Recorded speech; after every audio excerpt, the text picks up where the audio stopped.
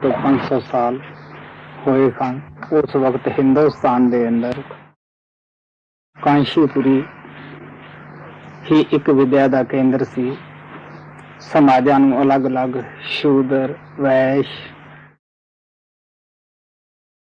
खत्री और ब्राह्मण तिन्ना हिस्सों च वंडिया होया, चौं च वंडिया होया सी। सिर्फ पंडितां ने विद्या नूं प्राप्त करन दा अपने पास ही अधिकार रखिया सीगा। दूसरा आदमी विद्या प्राप्त नहीं कर सकदा सी। हिंदुस्तान दे अंदर विद्या दा कोई खास पसार नहीं सीगा। थोड़ी बहुती अगर हिंदुस्तान विच पसार होया, उन्हां पंडित लोकां तो भेस बदल के विद्या प्राप्त की। खास करके गुरु गोबिंद सिंह ने कुछ आपदे सेवक कांसीपुरी च भेजे सी, भेस बदल के पंडितां जैसा।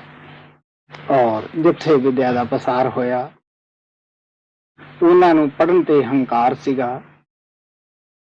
और जद गुरु नानक दे नाल एक पंडित की वार्ता हुई, वो ये कहंदा सीगा कि मुक्ति पढ़न विच है, लेकिन गुरु नानक देव जी महाराज उसनूं अपना तजर्बा दसदे सन। एक पंडित सी, उन्हें जिथे किते किते साधु संत दस पैंदी सी, उत्थे पहुंचदा सी। और जिहड़ा उहदे नाल शास्त्र चर्चा करके हार जांदा, उहदे ग्रंथ खोह लैंदा सीगा। उसदे बहुत सारे ऊंट किताबां दे लदे हुए सन। गुरु नानक दे पास आया, बहुत सारियां गल्लां कीतियां। गुरु नानक देव ने जद आपदा तजर्बा उसनूं दसिया कि मुक्ति नाम विच है। और वो उपदेश लैण नूं तैयार होया। गुरु नानक ने सोचिया कि इलाज करन तो पहला पेट साफ कर लेना जरूरी है। उन्होंने कहने लगे कि तेरा गुरु अगे तारिया होया है, जिसकी तू पूजा करदा है, तू पहला उस दे नाल मेल मिलाप कर। अगे जांदा है। ब्रह्मा, विष्णु, शिव, स्वर्गां दा राजा इंद्र महात्मा का रूप धार के बैठे सन। जा नमस्कार की, कहंदा जी मैनू कोई उपदेश दिओ, मैं तुहानू गुरु धारण करने वास्ते आया है। वो भी उस पंडित दे दिल दियां जानदे सन कि किस चीज का पुजारी है। वो कहने लगे अगे एक मंदिर है, तेरा गुरु वो सुनहरी मंदिर विच बैठा है। अगे गया, एक औरत दे पेस विच बैठी सी। उसने जूत फड़िया, खूब उसदे लाइयां। पंडित उस दे अगे कोई हथ ना चुक सकिया। आखिर वापस आया। वो चारे महात्मा कहने लगे, देख भी प्यारिया, तू एडी जल्दी क्यों आया है? तू उपदेश नहीं गुरु तो लेके आया? कहने लगे जी मैं की दसा। उत्थे एक बड़े ही करड़े स्वभाव वाली औरत सी, जिसने मेरे नाल कोई गल तक नहीं की, पर कुटिया बहुत। वो कहने लगे कि तू पढ़िया तो ठीक बहुत है, पर असली गुरु तेरा वो माया ही है। और पढ़ पढ़ाई करके तू माया का पुजारी है। अगर तू तरना है तो जिस नानक दे नाल तू बहस मुआसा करदा है, उस तो नाम लै। आखिर वापस आके गुरु नानक दे अगे धौन नीवी कर दी। कहने लगा जी जो उपदेश देओगे मैं श्रद्धा नाल उससे चलूंगा, जो कहोगे वो मैं करूंगा।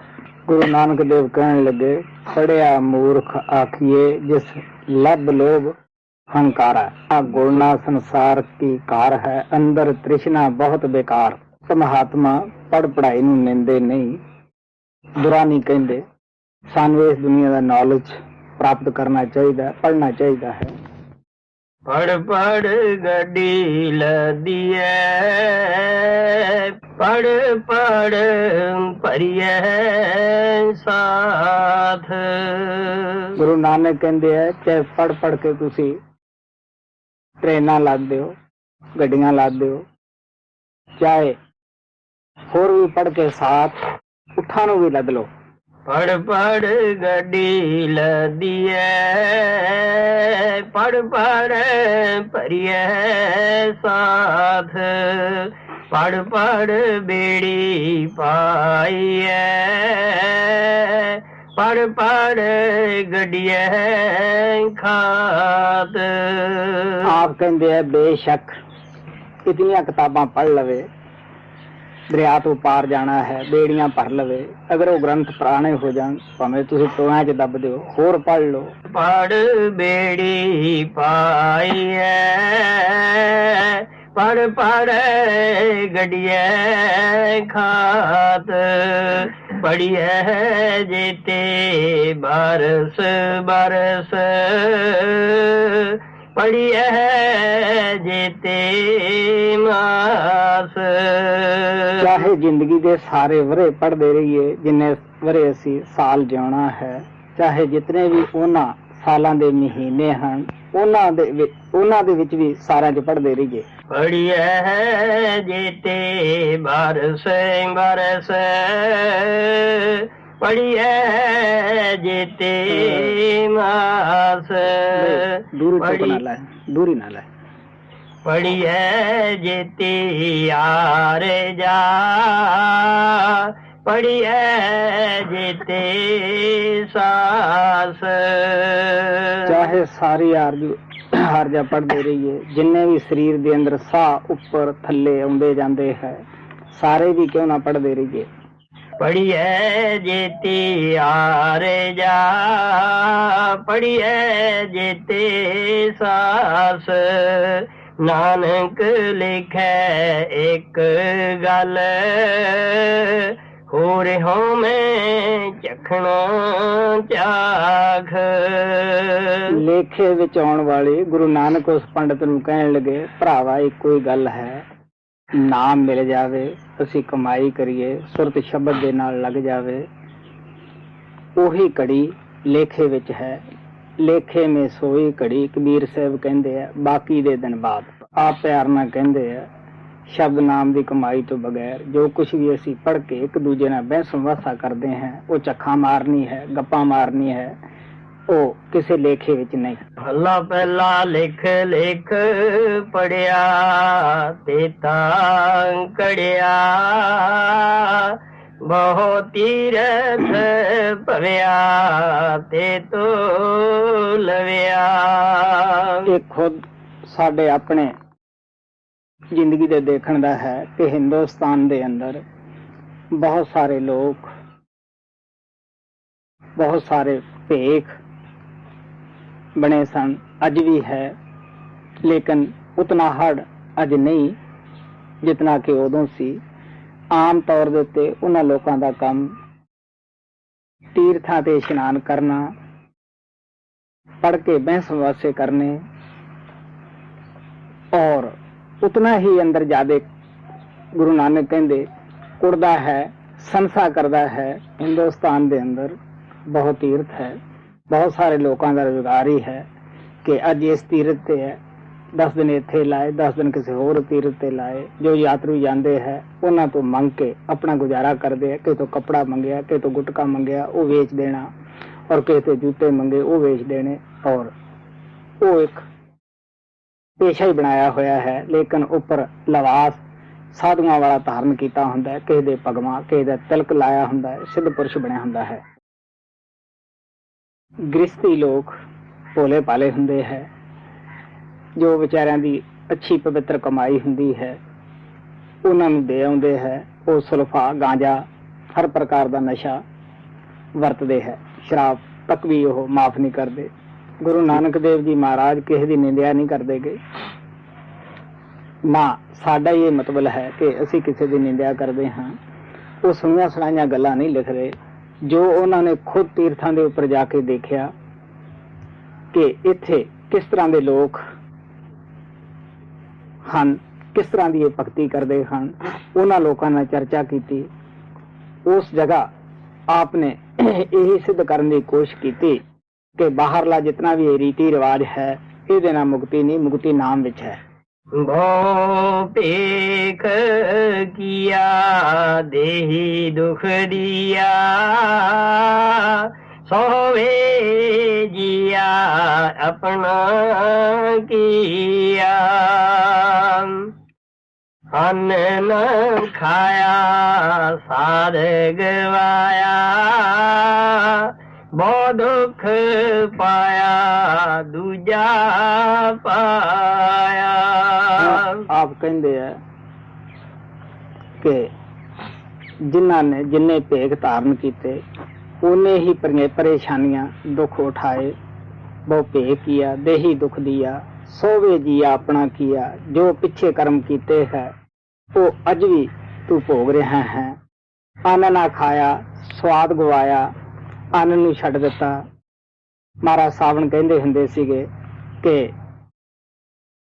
1 रुपए का अन्न नहीं खाना, 10 रुपए का दुध पी जाना है, और ਉਹਦੇ ਨਾਲ ਜੋ ਸਵਾਦ ਸੀ ਉਹ ਗਵਾ ਦਿੱਤਾ, ਔਰ ਆਪਣੇ ਆਪ ਨੂੰ ਦੁੱਧਾਧਾਰੀ ਕਹਿਣ ਲੱਗਿਆ ਕਿ ਮੈਂ ਤਾਂ ਦੁੱਧ ਪੀ ਕੇ ਹੀ ਗੁਜ਼ਰ ਕਰਦਾ ਹਾਂ। ਮਹਾਤਮਾ ਕਹਿੰਦੇ ਹੈ ਕਿ ਐਸੇ ਲੋਕ ਚੋਰੀਆਂ ਅੱਛੇ ਖਾਣੇ ਉਹਨਾਂ ਦੇ ਸੇਵਕ ਲਿਆ ਕੇ ਰੱਖ ਦਿੰਦੇ ਹੈ, ਲੇਕਿਨ ਜਦੋਂ ਲੋਕ ਆਉਂਦੇ ਆ ਦਰਸ਼ਨਾਂ ਵਾਸਤੇ ਉਸ ਵੇਲੇ ਉਹ ਕਹਿੰਦੇ ਆ ਬਿਲਕੁਲ ਸੰਤਾਂ ਦੁੱਧ ਤੇ ਗੁਜ਼ਰ ਕਰਦੇ ਹੈ। ਵੀਰ ਸਾਹਿਬ ਕਹਿੰਦੇ ਹੈ ਅਗਰ ਦੁੱਧ ਦੇ ਸਹਾਰੇ ਰਹਿ ਕੇ ਤਰਿਆ ਜਾਂਦਾ ਹੋਵੇ ਤਾਂ ਬੱਚੇ ਤਰ ਜਾਣੇ ਚਾਹੀਦੇ ਹੈ। ਬੱਚੇ ਦੁੱਧ ਹੀ ਵਿਚਾਰੇ ਪੀਂਦੇ ਹੈ। ਬਾਸਤਰ ਨਾ ਪਹਿਰੈ ਐਨ ਸੰਕਹਿਰੈ, ਮੋਨ ਵੇਗੂਤਾ ਕਿਉਂ ਜਾਗੈ ਗੁਰ ਬਿਨ ਸੂਤਾ। ਇੱਕ ਸਾਧੂ ਐਸੇ ਵੀ ਹੁੰਦੇ ਹੈ ਕਿ ਜਿਹੜੇ ਬਿਲਕੁਲ ਬਸਤਰ ਨਹੀਂ ਪਹਿਨਦੇਗੇ, ਜਿਸ ਤਰ੍ਹਾਂ ਡੰਗਰ ਦੇ ਕੋਈ ਬਸਤਰ ਨਹੀਂ ਹੁੰਦਾਗਾ, ਆਮ ਹੀ ਨੰਗਾ ਫਿਰਦਾ ਹੁੰਦਾ ਹੈ, ਉਹ ਵੀ ਇਸੇ ਤਰ੍ਹਾਂ ਹੀ ਹੈ। ਸਰਦੀ 'ਚ ਵੀ ਉਹ ਪਰੇਸ਼ਾਨ ਹੈ, ਦੁਖੀ ਹੈ, ਗਰਮੀ 'ਚ ਵੀ ਉਹ ਦੁਖੀ ਹੈ ਕਿਉਂਕਿ ਥੱਲੇ ਗਰਮ ਰੇਤਾ ਤਪਦਾ ਹੈ, ਔਰ ਰਾਤ ਨੂੰ ਵੀ ਬਾਹਰ ਰਹਿਣਾ, ਦਿਨੇ ਵੀ ਬਾਹਰ ਰਹਿਣਾ। ਔਰ ਇੱਕ ਇਸ ਕਿਸਮ ਦੇ ਵੀ ਸਾਧੂ ਹੁੰਦੇ ਹੈ ਕਿ ਜਿਹੜੇ ਮੌਨ ਧਾਰ ਲੈਂਦੇ ਹੈ, ਬਿਲਕੁਲ ਜ਼ੁਬਾਨ ਦੇ ਨਾਲ ਕੋਈ ਬਾਤ ਨਹੀਂ ਕਰਦੇਗੇ। ਜਿਸ ਚੀਜ਼ ਦੀ ਜ਼ਰੂਰਤ ਹੁੰਦੀ ਹੈ ਉਹ ਲਿਖ ਕੇ ਮੰਗ ਲੈਂਦੇ ਹੈ, ਲੇਕਿਨ ਜੋ ਹਿਰਦਾ ਮਨ ਟਿਕਾਉਣਾ ਹੈ, ਦੁਨੀਆ ਦੀ ਤਰਫੋਂ ਪਦਾਰਥਾਂ ਚੋਂ ਕੱਢਣਾ ਹੈ, ਉਸ ਨੂੰ ਉਹ ਕੱਢ ਨਹੀਂ ਸਕਦੇਗੇ, ਬਲਕਿ ਮਨ ਅੰਦਰ ਵੱਧ ਤੋਂ ਵੱਧ ਕਲਪਨਾ ਕਰਦਾ ਹੈ। ਗੁਰੂ ਨਾਨਕ ਕਹਿੰਦੇ ਹੈ ਬਈ ਮੋਨੀ ਹੋਏ ਦਾ ਕੀ ਫਾਇਦਾ ਹੋਇਆ, ਬੋਲ ਕੇ ਨਾ ਮੰਗਿਆ, ਲਿਖ ਕੇ ਮੰਗ ਲਿਆ। ਮੈਂ ਪੰਜਾਬ ਦੇ ਵਿੱਚ ਪਿੰਡ ਦੌਲੇ ਇੱਕ ਮੋਨੀ ਦੇ ਪਾਸ ਗਿਆ, ਕੋਈ ਸੇਵਾ ਦੀ ਬੇਨਤੀ ਕੀਤੀ। ਜਿਸ ਬੋਰੀ ਤੱਪੜ ਦੇ ਉੱਤੇ ਬੈਠਾ ਸੀਗਾ ਉਹਨੇ ਇੱਕ ਪਾਸਾ ਚੱਕ ਦਿੱਤਾ, ਔਰ ਉਹਦਾ ਚੇਲਾ ਕਹਿਣ ਲੱਗਿਆ ਸੰਤ ਤਾਂ ਬਿਲਕੁਲ ਤਿਆਗੀ ਹੈ, ਮਾਇਆ ਨੂੰ ਹੱਥ ਨਹੀਂ ਲਾਉਂਦੇ, ਇੱਥੇ ਰੱਖ ਦਿਓ, ਕਿਸ ਚੀਜ਼ ਦੀ ਜ਼ਰੂਰਤ ਹੋਏਗੀ ਵਰਤ ਲਵੇਗਾ। ਹੁਣ ਤੁਸੀਂ ਸੋਚ ਕੇ ਦੇਖ ਸਕਦੇ ਹੋ ਕਿ ਅਗਰ ਮੂੰਹ ਨਾ ਮੰਗਿਆ ਜਾਵੇ ਉਹਦਾ ਕੀ ਹਰਜ ਹੈ। ਜਦ ਮੰਗਤੇ ਤਾਂ ਉਹੀ ਰਹੇ, ਅੰਦਰ ਕਾਮ ਕ੍ਰੋਧ ਲੋਭ ਮੋਹ ਹੰਕਾਰ ਦੇ ਝੌਂਕੇ ਤਾਂ ਉਸੇ ਤਰ੍ਹਾਂ ਉੱਠੀ ਜਾਂਦੇ ਹੈ, ਬਲਕਿ ਵੱਧ ਮਨ ਕਲਪਨਾ ਕਰਦਾ ਹੈ। ਜਿੰਨਾ ਵੀ ਅਸੀਂ ਚੁੱਪ ਕਰਦੇ ਹਾਂ, ਬਾਬਾ ਬਿਸ਼ਨ ਦਾਸ ਕਹਿੰਦੇ ਹੁੰਦੇ ਸੀਗੇ ਅਗਰ ਚੁੱਪ ਕਰਨਾ ਪਰਮਾਤਮਾ ਮਿਲਦਾ ਹੋਵੇ ਤਾਂ ਜਿਹੜੇ ਡੰਗਰ ਹੈ ਇਹ ਕਿਹੜੀ ਗੁਫ਼ਤਗੂ ਕਰਦੇ ਹੈ, ਇਹਨਾਂ ਨੂੰ ਮਿਲ ਜਾਣਾ ਚਾਹੀਦਾ ਹੈ। ਭਗਉ ਪੇਤਾਣਾ ਆਪਣਾ ਕੀਆ ਕਮਾਣਾ, अलमल खाई सिर छाई पाई, मूर्ख अंध पत गवाई, विण नावे किछ थाई न पाई। एक एक तुक लग तां वेख लिया कर। बोल भाग्यो पेताना अपना किया कमाना, अलमल खाई सिर छाई पाई। ਹੁਣ ਆਪ ਪਿਆਰ ਦੇ ਨਾਲ ਕਹਿੰਦੇ ਹੈ ਕਿ ਬਹੁਤ ਸਾਰੇ ਐਸੇ ਵੀ ਪੰਥ ਹੈ ਕਿ ਜਿਹੜੇ ਪੈਰਾਂ ਵਿੱਚ ਜੋੜਾ ਨਹੀਂ ਪਾਉਂਦੇ, ਨੰਗੇ ਪੈਰੀਂ ਤੁਰਦੇ ਹੈ, ਉਹ ਕਿਸੇ ट्रेन ਤੇ ਜਾਂ हवाई जहाज ਤੇ नहीं चढ़ देगे। और ऐसा भी पंथ चलिया जिन्हां नूं घोरी बोलते सन, वो नहाउंदे नहीं, वो अपनी ही मल खा जाते है। वो अच्छे हैं या बुरे दे विच कोई भेद नहीं समझदेगे, लेकिन लोग उन्हां दी सियाणे पुरुष आलोचना भी करते हैं कि ये मूर्ख है, ये बेवकूफ है, इस तरह भगती रब की किस तरह हो सकती है। पीर साहब के पास एक ऐसा आदमी आया जिहड़ा 12 साल उन्होंने हो गए सी जोड़ा छड्डे नूं, कपड़े वगैरह छड्डे नूं, वो आके कहन लग्या देख मैं इन्नी कुर्बानी करी है।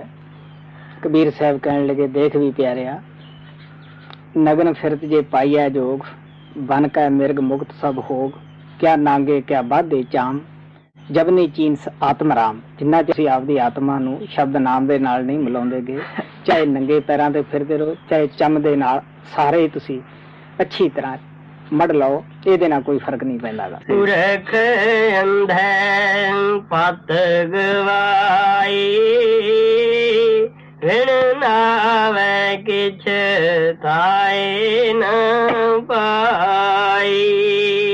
नाम तो बगैर कोई ठिकाना नहीं, नाम तो बगैर मुक्ति नहीं, और नाम तो बगैर असी आप दे इनसानी जामे नूं पवित्र नहीं कर सकते, और इस दे विच बैठ के असी मुक्ति प्राप्त नहीं कर सकते। ਰਹਿ ਬੇਵਾਣੀ ਮੜੀ ਮਸਾਣੀ, ਅੰਧ ਨਾ ਜਾਣੇ ਫਿਰ ਪਛਤਾਣੀ।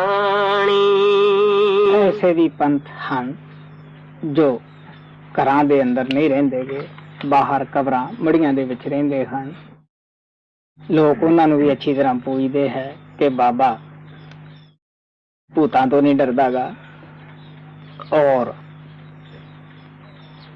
लेकिन नाम वाले पासे वो भी नहीं जांदे गे। आखिर दे वक्त उन्हां नूं भी पछताउणा पैंदा है। बाबा बिशन दास जिस जगह रहिंदे सन ਉਹਦੇ ਨਜ਼ਦੀਕ ਹੀ ਉਸ ਗਾਂਵ ਵਾਲਿਆਂ ਦੇ ਕਬਰਾਂ ਸਨ। ਉਹ ਉੱਥੇ ਆ ਕੇ ਬੈਠਿਆ, ਲੋਕ ਕਾਫੀ ਉਹਨੂੰ ਪੂਜਣ ਲੱਗੇ।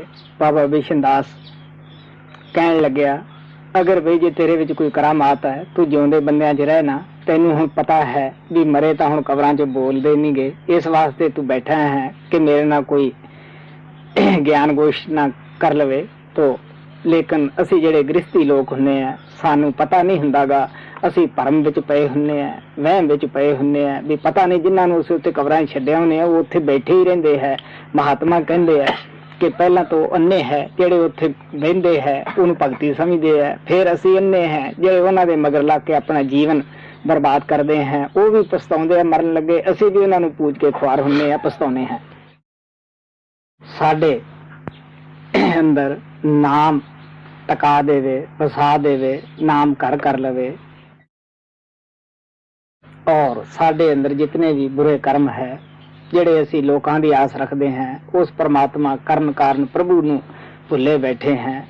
ਕਹਿਣ ਲੱਗੇ ਜਿੰਨੇ ਵੀ ਸਾਡੇ ਕਰਮ ਹਨ ਭੈੜੇ ਖੋਟੇ ਜਨਮਾਂ ਜਨਮਾਤਰਾਂ ਦੇ, ਨਾਮ ਦੀ ਕਮਾਈ ਨਾਲ ਉਹ ਸਾਰੇ ਹੀ ਖਤਮ ਹੋ ਜਾਂਦੇ ਹੈ। ਨਾਨਕ ਨਦਰ ਕਰੇ ਸੋ ਪਾਏ, ਆਸਯ ਦੇਸੇ ਤੇਨੇ ਕੇਵਲ, ਹੋ ਮੈਂ ਸ਼ਬਦ ਜਲਾਏ। ਗੁਰੂ ਨਾਨਕ ਦੇਵ ਜੀ ਮਹਾਰਾਜ ਕਹਿੰਦੇ ਹੈ ਕਿ ਜਦ ਮਹਾਤਮਾ ਸਾਨੂੰ ਇਹ ਦੱਸਦੇ ਹੈ ਕਿ ਨਾਮ ਹੀ ਮੁਕਤੀ ਦਾਤਾ ਹੈ, ਨਾਮ ਹੀ ਸਾਡੇ ਭੈੜੇ ਖੋਟੇ ਕਰਮਾਂ ਨੂੰ ਰਾਖ ਕਰ ਸਕਦਾ ਹੈ, ਤਾਂ ਦਿਲ 'ਚ ਖਿਆਲ ਆਪਣੇ ਆਪ ਹੀ ਉਤਪੰਨ ਹੋ ਜਾਂਦਾ ਹੈ ਕਿ ਨਾਮ ਕਿਹੜਾ ਮੁਸ਼ਕਿਲ ਹੈ, ਮਹਾਤਮਾ ਮੁਫਤੀ ਦੇ ਦਿੰਦੇ ਹੈ, ਉਹਨਾਂ ਦੀ ਕਿਹੜਾ ਫੀਸ ਲਾਈ ਹੈ। ਲੇਕਿਨ ਜਿੰਨਾ ਮਹਾਤਮਾ ਦੀਆਂ ਅੱਖਾਂ ਖੁੱਲ ਜਾਂਦੀਆਂ ਹਨ, ਉਹ ਪੱਤੇ ਪੱਤੇ ਅੰਦਰ ਪਰਮਾਤਮਾ ਦੀ ਤਾਕਤ ਨੂੰ ਕੰਮ ਕਰਦੀ ਨੂੰ ਦੇਖਦੇ ਹੈ। ਉਹਨਾਂ ਨੂੰ ਪਤਾ ਹੈ, ਉਹ ਕਹਿੰਦੇ ਹੈ ਨਹੀਂ ਪਿਆਰਿਓ, ਆਪਣੇ ਵਸ ਵਿੱਚ ਨਹੀਂ ਨਾਮ ਨੂੰ ਪ੍ਰਾਪਤ ਕਰਨਾ, ਨਾ ਸਾਡੇ ਇਹ ਵਸ ਹੈ ਕਿ ਅਸੀਂ ਨਹੀਂ ਕਰਨਾਗਾ। ਕਹਿੰਦੇ ਜਿਹਦੇ ਉੱਤੇ ਉਹ ਪਰਮਾਤਮਾ ਆਪਣੀ ਨਜ਼ਰ ਕਰਦਾ ਹੈ, ਜਿਹਦਾ ਇਹ ਫੈਸਲਾ ਸੱਚਖੰਡ ਤੋਂ ਹੋ ਜਾਂਦਾ ਹੈ ਕਿ ਮੈਂ ਇਸ ਨੂੰ ਦੁਖੀ ਦੁਨੀਆ ਵਿੱਚ ਹਾਜ਼ਰ ਨਹੀਂ ਕਰਨਾ, ਸਿਰਫ ਉਹੀ ਗੁਰੂ ਦੀ ਸੰਗਤ ਵਿੱਚ ਆਉਂਦੇ ਹੈ, ਉਹੀ ਨਾਮਦਾਨ ਪ੍ਰਾਪਤ ਕਰਦੇ ਹੈ, ਉਹੀ ਲੋਕ ਆਪਣੇ ਦਿਲ ਵਿੱਚ ਉਤਸ਼ਾਹ ਪੈਦਾ ਕਰਕੇ ਇਸੇ ਹੀ ਜਨਮ ਵਿੱਚ ਆਪਣਾ ਕੰਮ ਬਣਾ ਲੈਂਦੇ ਹੈ ਕਿ ਸੁੱਖ ਤਾਂ ਸਾਰੀ ਦੁਨੀਆ ਮੰਗਦੀ ਹੈ, ਦੁੱਖ ਤਾਂ ਕੋਈ ਨਹੀਂ ਮੰਗਦਾਗਾ, ਲੇਕਿਨ ਉਹ ਵੀ ਪਰਮਾਤਮਾ ਭੁਗਤਾਨ ਕਰ ਰਿਹਾ ਹੈ। ਅਸੀਂ ਇਹ ਚੀਜ਼ਾਂ ਦੇਖਦੇ ਹਾਂ ਕਿ ਵਕਤ ਤੇ ਸੂਰਜ ਰੋਸ਼ਨੀ ਦਿੰਦਾ ਹੈ, ਵਕਤ ਤੇ ਚੰਦਰਮਾ ਆਪਣਾ ਪ੍ਰਕਾਸ਼ ਦਿੰਦਾ ਹੈ, ਤਾਰੇ ਵਗੈਰਾ ਸਫ਼ਰ ਕਰ ਰਹੇ ਹਨ, ਔਰ ਇਸੇ ਤਰ੍ਹਾਂ ਮੌਤ ਪੈਦਾਇਸ਼ ਵਕਤ ਤੇ ਹੋ ਰਹੀ ਹੈ। ਅਗਰ ਇਹਨਾਂ ਚੀਜ਼ਾਂ ਨੂੰ ਅਸੀਂ ਸਹੀ ਦੇਖ ਵੀ ਰਹੇ ਹਾਂ ਬਾਹਰੀ ਤੌਰ ਦੇ ਉੱਤੇ, ਤਾਂ ਜੋ ਮਹਾਤਮਾ ਸਾਨੂੰ ਕਹਿੰਦੇ ਹੈ ਕਿ ਨਾਮ ਦਾ ਵੀ ਜੋ ਦੇਣਾ ਹੈ ਜਾਂ ਪ੍ਰਾਪਤ ਕਰਨਾ ਹੈ, ਸਤਸੰਗ ਦੇ ਅੰਦਰ ਆਉਣਾ ਵੀ ਪ੍ਰਮਾਤਮਾ ਨੇ ਆਪਣੇ ਹੱਥ ਵਿੱਚ ਰੱਖਿਆ ਹੋਇਆ ਹੈ। ਕਿਸ ਜੀਵ ਦਾ ਕਿਹੜਾ ਟਾਈਮ ਹੈ। ਪੌੜੀ ਭਗਤ ਤੇਰੇ ਮਨ ਭਾਵੰਦੇ, ਦਰ ਸੋਹਣ ਕੀਰਤ ਗਾਉਂਦੇ। ਹੁਣ ਆਪ ਦੱਸਦੇ ਹੈ, ਉਸ ਪ੍ਰਮਾਤਮਾ ਦੇ ਅੱਗੇ ਬੇਨਤੀ ਕਰਦੇ ਹੈ ਕਿ ਬੇਸ਼ੱਕ ਮਨਮੁਖ ਵੀ ਉਸ ਪ੍ਰਮਾਤਮਾ ਦੇ ਬੱਚੇ ਹਨ, ਉਹਨਾਂ ਅੰਦਰ ਵੀ ਉਹ ਬਿਰਾਜਮਾਨ ਹੈ, ਲੇਕਿਨ ਪ੍ਰਮਾਤਮਾ ਦੇ ਦਰ ਦੇ ਉੱਤੇ ਕੌਣ ਸ਼ੋਭਾ ਪਾਉਂਦਾ ਹੈ, ਕੌਣ ਉਸ ਨੂੰ ਪਿਆਰੇ ਲੱਗਦੇ ਹੈ, ਕਿੰਨਾਂ ਨੂੰ ਆਪਦੇ ਅੰਦਰ ਜਗ੍ਹਾ ਦਿੰਦਾ ਹੈ। ਕਹਿੰਦੇ ਭਗਤ ਤੇਰੇ ਮਨ ਭਾਵੰਦੇ, ਦਰ ਸੋਹਣ ਕੀਰਤ ਗਾਉਂਦੇ। ਉਹਦੇ ਦਰ ਦੇ ਉੱਤੇ ਸ਼ੋਭਾ ਪਾਉਂਦੇ ਆ, ਉਹ ਖੁਦ ਉਸ ਪ੍ਰਮਾਤਮਾ ਦੀ ਭਗਤੀ ਦੇ ਗੀਤ ਗਾਉਂਦੇ ਹੈ, ਜਿਹਦੇ ਨਾਲ ਉਹਨਾਂ ਦਾ ਮਿਲਾਪ ਹੁੰਦਾ ਹੈ। ਉਹਨਾਂ ਦੇ ਅੰਦਰ ਵੀ ਪ੍ਰਮਾਤਮਾ ਦੇ ਪਿਆਰੇ ਭਗਤੀ ਕਰਨ ਦਾ ਸ਼ੌਕ, ਬਿਰੇ, ਤੜਪ ਪੈਦਾ ਕਰ ਦਿੰਦੇ ਹੈ। ਪਰਮ ਪਿਤਾ ਕਿਰਪਾਲ ਕਹਿੰਦੇ ਹੁੰਦੇ ਸਨ ਕਿ ਪਰਮਾਰਥ ਵੀ ਇੱਕ ਛੂਤਦਾਰ ਬਿਮਾਰੀ ਹੈ। ਜਿਸ ਤਰ੍ਹਾਂ ਇੱਕ ਦੇ ਖੁਰਕ ਪਈ ਹੁੰਦੀ ਹੈ, ਉਹ ਹੋਰਨਾਂ ਨੂੰ ਵੀ ਖੁਰਕਣ ਲਾ ਦਿੰਦਾ ਹੈ। ਇੱਕ ਭਗਤ ਆਉਂਦਾ ਹੈ, ਉਹ ਖੁਦ ਵੀ ਭਗਤੀ ਕਰਦਾ ਹੈ, ਸਾਡੇ ਅੰਦਰ ਵੀ ਭਗਤੀ ਦੀ ਖੁਰਕ ਪੈਦਾ ਕਰ ਜਾਂਦਾ ਹੈ। ਅਨੇਕ ਕਰਮ ਬਾਹਰੀ, ਦਰ ਟੋ ਨ ਲੈਣੀ ਕੰਦੇ। ਹੁਣ ਆਪ ਕਹਿੰਦੇ ਹੈ ਕਿ ਨਾਮ ਦਾ ਮਿਲਣਾ ਬਹੁਤ ਜਨਮਾਂ ਦੇ ਕਰਮਾਂ ਦਾ ਇਨਾਮ ਹੈ, ਲੇਕਿਨ ਜਿਨ੍ਹਾਂ ਦਾ ਅਜੇ ਕਰਮ ਬਣਿਆ ਨਹੀਂ, ਉਹ ਅਕਸ਼ਰ ਪ੍ਰਮਾਤਮਾ ਨੇ ਅਜੇ ਪਾਇਆ ਨਹੀਂਗਾ ਆਪਦੇ ਮਿਲਾਪ ਦਾ, ਕਹਿਣ ਲੱਗੇ ਉਹ ਉਹਦੇ ਦਰ ਤੇ ਪਹੁੰਚ ਨਹੀਂ ਸਕਦੇਗੇ ਔਰ ਉਹਦੀ ਉਹ ਭਗਤੀ ਨਹੀਂ ਕਰ ਸਕਦੇ। ਕਮੂਲ ਨਾ ਬੁਝਨ ਆਪਣਾ, ਅਣਹੋਂਦਾ ਆਪ ਗਣਾਉਂਦੇ। ਇੱਕ ਐਸੇ ਵੀ ਸੰਸਾਰ ਵਿੱਚ ਆਉਂਦੇ ਹਨ ਜਿਨ੍ਹਾਂ ਨੂੰ ਇਹ ਪਤਾ ਨਹੀਂ ਕਿ ਅਸੀਂ ਕਿੱਥੋਂ ਪੈਦਾ ਹੋਏ, ਕਿਉਂ ਸੰਸਾਰ ਵਿੱਚ ਆਏ, ਇਦੋਂ ਪਹਿਲਾਂ ਅਸੀਂ ਕਿੱਥੇ ਸੀ, ਗਾਹਾਂ ਕਿੱਥੇ ਜਾਣਾ ਹੈ। ਔਰ ਅਣਹੁੰਦਾ ਹੀ ਉਹ ਆਪਣੇ ਆਪ ਨੂੰ ਜਿਤਾਉਂਦੇ ਹੈ ਕਿ ਅਸੀਂ ਸਭ ਕੁਝ ਜਾਣਦੇ ਹਾਂ, ਸਾਨੂੰ ਪਤਾ ਹੈ। ਉਹ ਮਾਲਕ ਦੇ ਪਿਆਰਿਆਂ ਦੇ ਉਪਦੇਸ਼ ਨੂੰ ਗ੍ਰਹਿਣ ਨਹੀਂ ਕਰਦੇਗੇ। ਉਹ ਕਹਿੰਦੇ ਅਸੀਂ ਸਭ ਕੁਝ ਜਾਣਦੇ ਹੀ ਹਾਂ ਜੋ ਕੁਝ ਹੈ। ਹੋਂ ਢਾਡੀ ਕਾ ਨੀਚ ਜਾਤ, ਹੋਰੇ ਉਤਮ ਜਾਤ ਸਦਾਇਂਦੇ।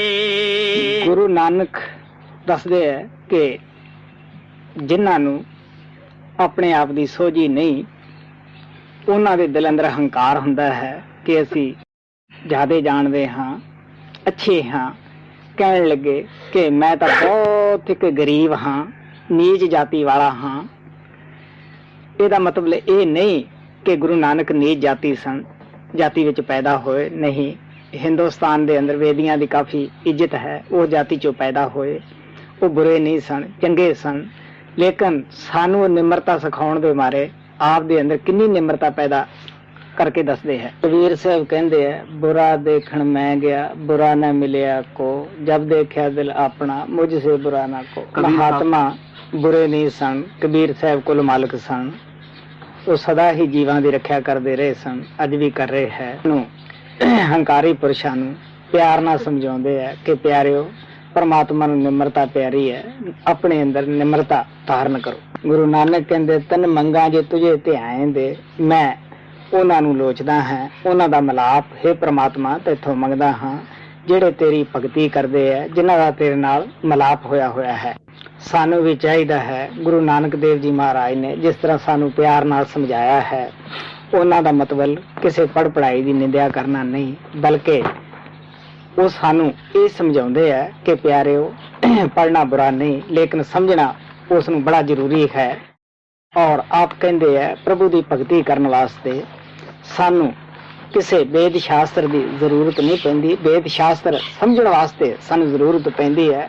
ਸੰਤ ਮਹਾਤਮਾ ਕਿਸੇ ਵੀ ਵੇਦ ਸ਼ਾਸਤਰ ਦੀ ਨਿੰਦਿਆ ਨਹੀਂ ਕਰਦੇ, ਝੂਠਾ ਨਹੀਂ ਕਹਿੰਦੇਗੇ, ਬਲਕਿ ਕਬੀਰ ਸਾਹਿਬ ਕਹਿੰਦੇ ਉਹ ਝੂਠਾ ਹੈ ਜਿਹੜਾ ਵੇਦ ਸ਼ਾਸਤਰਾਂ ਨੂੰ ਵਿਚਾਰਦਾ ਨਹੀਂਗਾ। ਕਹਿੰਦੇ ਹੈ ਕਿ ਜਿਹੜਾ ਪ੍ਰਮਾਤਮਾ ਦੀ ਭਗਤੀ ਕਰਦਾ ਹੈ, ਚਾਹੇ ਉਹ ਪੜ੍ਹਿਆ ਹੈ ਚਾਹੇ ਘੱਟ ਪੜ੍ਹਿਆ ਹੈ, ਉਹ ਪਰਮ ਗਤੀ ਨੂੰ ਪ੍ਰਾਪਤ ਹੋ ਜਾਂਦਾ ਹੈ। ਇਸੇ ਤਰ੍ਹਾਂ ਹੈ ਜਿਸ ਤਰ੍ਹਾਂ ਆਪਾਂ ਸਤਸੰਗ ਦੇ ਅੰਦਰ ਤਾਂ ਪਿਆਰ ਨਾਲ ਆਉਨੇ ਹੈ, ਇਸ ਤੇ ਅਮਲ ਨਾ ਕਰੀਏ, ਤੁਸੀਂ ਦੇਖ ਲਓ ਕੀ ਫਾਇਦਾ ਉਠਾ ਸਕਦੇ ਹਾਂ।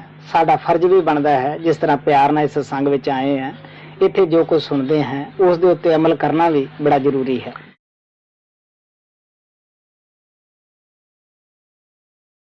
ਰੋਜ਼ ਦੀ ਤਰ੍ਹਾਂ ਗੁਰੂ ਨਾਨਕ ਦੀ ਬਾਣੀ, ਆਸਾ ਜੀ ਦੀ ਵਾਰ ਦੀ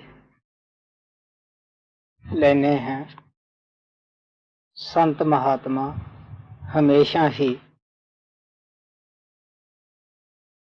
परमात्मा दे भेजे आउंदे है, वो परमात्मा दे नियमां मुताबक ही इस संसार दे उत्ते अपना जीवन बतीत करते हैं।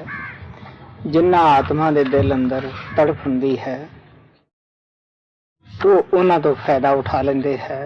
बाकी असीं सोचते रह जाते हैं जी नहीं कि फैमिली के लोग ही उन्हां तो फायदा उठाउण, बाकी नहीं।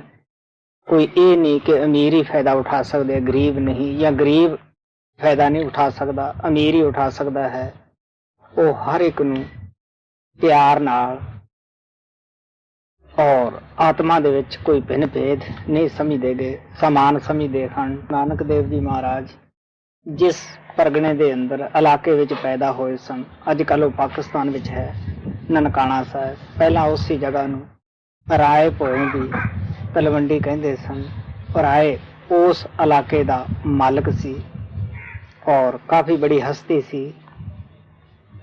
उन्होंने बचपने तो ही गुरु नानक नूं समझिया सी कि ये खुदा दा बंदा है, खुदा की तरफ ही आया हुआ है। लेकिन गुरु नानक दे जो माता पिता सन वो सदा ही उदास रहंदे कि लड़का साडा कोई दुनियावी कारोबार विच नहीं लगदा गा, और कई किस्म दी शिकायतां उस राय भोए कोले करियां सन।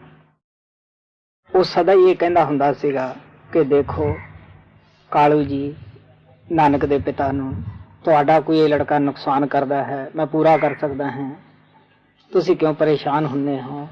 ये अपने आप ही कारोबार च लग जाएगा जिहड़ा परमात्मा ने इहदे जिम्मे लाया है। एक दिन सवाल किया राय भोए ने कि होर तां सब कुछ परमात्मा दा अन धन दिता होया, मान वडेई दिती हुई है, लेकिन नानक जी मैनू वो उपदेश दिओ जिहदे नाल मेरे मन में शांति आ जाए, मैनू सच्चाई का ज्ञान हो जाए कि ये चीज़ सच्ची है। सुन के गुरु नानक देव जी ने एक शब्द उच्चारण किया जो आप सब दे सामने रखा जाता है, गौर ना सुनो। श्लोक महला पहला। कूड़ राजा कूड़ परजा कूड़ सब संसार। हुण आप राय भोए नूं बड़े प्यार नाल समझाउंदे है कि देख भी प्यारिया, राजा भी कूड़ है, प्रजा भी कूड़ है, जितना भी संसार सानू दिसदा है सब कूड़ है, असत है, और जितना संसार दियां वस्तु है, पदार्थ है, सब असत है। कूड़ उस चीज नूं कहा गया है कि जिहदा अपना कोई स्वरूप ना होवे। जिस तरह संत मत दे अंदर मिर्ग तृष्णा नूं बयान किया होया है, जिस तरह मिर्ग नूं प्यास लगदी है, वो दौड़दा है, उन्हें लगता है कि जिवें उत्थे पानी है, लेकिन उत्थे सच्चाई पानी नहीं हुंदागा। वो फिर अगे दौड़दा है, उन्होंने उस तरह का फिर नज़र दे विच आउंदा है, और उसनूं कहा गया मिर्ग तृष्णा। इस तरह इंसान इस कूड़ नूं, असत चीज नूं सत मन्नी बैठा है, कूड़ नूं सच मन्नी बैठा है। कूड़ मंडप कूड़ माड़ी कूड़ बैसन हार। राजा रावण ने काफी उम्र रामायण विच लिखिया है, भोगी है। उन्हें वध तो वध विद्या प्राप्त की, वध तो वध सोना चांदी इकट्ठा किया, और बहुत उच्चियां मंजिलों वाले मकान बनाए। जिस तरह के अजकल रिवाज है, बड़ियां बड़ियां मंजिलों वालियां उच्चियां बिल्डिंगां बनाई जांदियां हैं। आप कहने लगे ये सब कुछ असत है, ਮਾੜੀਆਂ ਵੀ, ਉਹਦੇ ਵਿੱਚ ਜਿਹੜੇ ਵਸਣ ਵਾਲੇ ਹੈ ਉਹ ਵੀ ਅਸਤ ਹੈ ਜੀਵ, ਉਹ ਵੀ ਸਦਾ ਨਹੀਂ ਰਹਿਣਗੇ। ਭਗਤ ਨਾਮਦੇਵ ਜੀ ਕਹਿੰਦੇ ਹੈ, ਲੰਕਾ ਗੜ ਸੋਨੇ ਦਾ ਪਿਆ, ਮੂਰਖ ਰਾਵਣ ਕਿਆ ਲੈ ਗਿਆ। ਆਪ ਕਹਿਣ ਲੱਗੇ, ਕਬੀਰ ਸਾਹਿਬ ਕਹਿੰਦੇ, 1 ਲੱਖ ਪੂਤ 1.25 ਲੱਖ ਨਾਤੀ, ਤੈ ਰਾਵਣ ਕਰ ਦਿਆ ਨਾ ਬਾਤੀ। ਕੂੜ ਸੋਏ ਨਾਮ ਕੂੜ ਰੂਪਾ, ਕੂੜ ਪੈਨਨ ਹਾਰ। ਆਪ ਕਹਿਣ ਲੱਗੇ, ਸੋਨਾ ਵੀ ਕੂੜ ਹੈ, ਅਸਤ ਹੈ, ਚਾਂਦੀ ਵੀ ਅਸਤ ਹੈ, ਕੂੜ ਹੈ। ਜਿਹੜੇ ਲੋਕ ਇਹਨਾਂ ਨੂੰ ਪਹਿਨ ਕੇ ਹਾਰ ਸ਼ਿੰਗਾਰ ਕਰਦੇ ਹੈ, ਉਹ ਵੀ ਜੀਵ ਅਸਤ ਹਨ। ਸਭ ਕੁਝ ਇੱਥੋਂ ਚੱਲਣਹਾਰ ਹੈ। ਕੂੜ ਕਾਇਆ ਕੂੜ ਕਪੜ, ਕੂੜ ਰੂਪ ਅਪਾਰ। ਹੁਣ ਆਪ ਕਹਿੰਦੇ, ਇਹ ਕਾਇਆ ਵੀ ਅਸਤ ਹੈ, ਕੂੜ ਹੈ, ਸਦਾ ਨਹੀਂ ਰਹਿਣੀ। ਇਹ ਵੀ ਪਰਾਇਆ ਮਕਾਨ ਹੈ, ਇੱਥੇ ਛੱਡ ਜਾਣੀ ਹੈ। ਜਿਹੜੇ ਇਸ ਤੇ ਸੋਹਣੇ ਸੋਹਣੇ ਕੱਪੜੇ ਅੱਛੇ ਅੱਛੇ ਪਹਿਨਣੇ ਹੈ, ਉਹ ਵੀ ਨਾਲ ਨਹੀਂ ਜਾਣੇ, ਉਹ ਵੀ ਅਸਤ ਹੈ। ਔਰ ਜਿਹੜੇ ਪਹਿਨਣ ਵਾਲੇ ਹੈ, ਉਹ ਵੀ ਜੀਵ ਅਸਤ ਹੈ, ਸਦਾ ਨਹੀਂ ਰਹਿਣੇ। ਜਿਹੜਾ ਅੱਜ ਅਸੀਂ ਰੂਪ ਦਾ ਇਤਨਾ ਮਾਨ ਕਰਦੇ ਹਾਂ ਕਿ ਸਾਡੇ ਜੈਸਾ ਕੌਣ ਹੈ, ਲੇਕਿਨ ਗੁਰੂ ਸਾਹਿਬ ਪਿਆਰ ਨਾਲ ਦੱਸਦੇ ਹੈ, ਹੱਡੀਆਂ ਉੱਪਰ ਮਿੱਝ ਹੈ, ਮਿੱਝ ਉੱਪਰ ਮਾਸ ਦੇ ਉੱਪਰ ਰੂਪ ਦਾ ਪੋਚਾ ਫਿਰਿਆ ਪਿਆ ਹੈ। ਬੁਢੇਪੇ ਚ ਆ ਕੇ ਸਾਨੂੰ ਪਤਾ ਹੈ ਇਹ ਤਬਦੀਲ ਹੋਇਆ, ਅਸੀਂ ਖੁਦ ਹੀ ਦੇਖਦੇ ਹਾਂ। ਮੌਤ ਇਸ ਦਾ ਕਿਸ ਤਰ੍ਹਾਂ ਰੂਪ ਵਿਗਾੜ ਦਿੰਦੀ ਹੈ, ਔਰ ਮਿੱਟੀ ਦੇ ਵਿੱਚ ਜਾ ਕੇ ਮਿੱਟੀ ਮਿਲ ਜਾਂਦਾ ਹੈ, ਜਾਂ ਇੱਕ ਰਾਖ ਦੀ ਮੁੱਠ ਜਿੰਨਾ ਕੌਮਾਂ ਸਾੜਦੇ ਆ ਬਣ ਜਾਂਦਾ ਹੈ। ਕੂੜ ਮੀਆਂ ਕੂੜ ਬੀਬੀ, ਖਪ ਹੋਏ ਖਾਰ। ਆਪ ਕਹਿਣ ਲੱਗੇ, ਮੀਆਂ ਵੀ ਅਸਤ ਹੈ, ਬੀਵੀ ਵੀ ਅਸਤ ਹੈ। ਜਿਹੜੇ ਉਹ ਲੜਦੇ ਝਗੜਦੇ ਹੈ ਜਾਂ ਪਿਆਰ ਦੇ ਵਿੱਚ ਖਪਤ ਹੋਏ ਹੋਏ ਹੈ, ਉਹ ਵੀ ਅਸਤ ਹੈ, ਸਦਾ ਨਹੀਂ ਰਹਿਣੇ। ਕਿਉਂਕਿ ਪਤਾ ਨਹੀਂ ਅਸੀਂ ਕਿਤਨੀਆਂ ਕੁ ਪਤਨੀਆਂ ਪਿਛਲੇ ਜਨਮਾਂ 'ਚ ਬਣਾ ਕੇ ਛੱਡੀਆਂ, ਜਾਂ ਕਿੰਨੇ ਕੁ ਪਤੀ ਬਣਾ ਕੇ ਛੱਡੇ ਹੈ। ਇਸ ਵਾਸਤੇ ਆ ਪਿਆਰ ਦੇ ਨਾਲ ਸਾਨੂੰ ਸਮਝਾਉਂਦੇ ਹੈ, ਜੋ ਕੁਛ ਅੱਖਾਂ ਨਾਲ ਦੇਖਦੇ ਹੈ ਸਭ ਅਸਤ ਹੈ। ਕੂੜ ਕੂੜੇ ਨੇਹੁ ਲਗਾ, ਵਿਸਰਿਆ ਕਰਤਾਰ। ਹੁਣ ਗੁਰੂ ਨਾਨਕ ਸਾਹਿਬ ਕਹਿੰਦੇ ਹੈ, ਦੇਖੋ ਵੀ ਪਿਆਰਿਓ, ਬੜੀ ਇੱਕ ਅਚਰਜ ਦੀ ਬਾਤ ਹੈ। ਕੂੜ ਦੇ ਨਾਲ ਹੀ ਪਿਆਰ ਲੱਗਿਆ ਹੋਇਆ ਹੈ, ਔਰ ਉਹ ਪਰਮਾਤਮਾ ਨੂੰ ਅਸੀਂ ਭੁੱਲ ਗਏ ਹਾਂ, ਵਿਸਰ ਗਏ ਹਾਂ। ਦਾਤ ਪਿਆਰੀ ਵਿਸਰਿਆ ਦਾਤਾਰਾ। ਨਾਲ ਕੀਚੈ ਦੋਸਤੀ, ਸਭ ਜਗ ਚੱਲਣ ਹਾਰ।